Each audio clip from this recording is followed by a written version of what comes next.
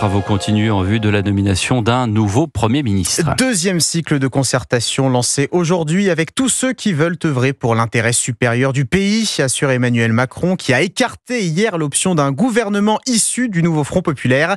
Depuis, l'Alliance de gauche crie au déni de démocratie. La France insoumise appelle à manifester le 7 septembre prochain contre, je cite, le coup de force d'Emmanuel Macron. Mais pour le moment, Alexis de la Fontaine, le parti mélenchoniste, est bien seul dans cette initiative. Oui, le Parti socialiste refuse de suivre cet appel. Nous ne sommes pas dans cette stratégie insurrectionnelle, assure un élu socialiste qui souhaite rompre avec la doctrine insoumise. Réuni en bureau national, la moitié du parti à la rose a même demandé la reprise des discussions avec Emmanuel Macron contre l'avis du premier secrétaire Olivier Faure.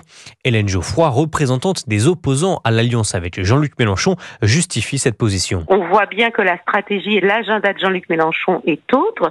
C'est celui de provoquer une présidentielle anticipée. C'est hors de question que nous nous rentrions dans ce jeu qui va continuer à tendre les Français qui le sont déjà suffisamment alors qu'ils ont plein d'autres soucis. Pour éviter le chaos, 30 à 40 députés socialistes accepteraient la nomination de Bernard Cazeneuve à Matignon selon un décompte interne, une hypothèse qui pourrait définitivement fracturer le nouveau Front populaire car la France insoumise s'y oppose de toutes ses forces. Alexis de la Fontaine du service politique d'Europe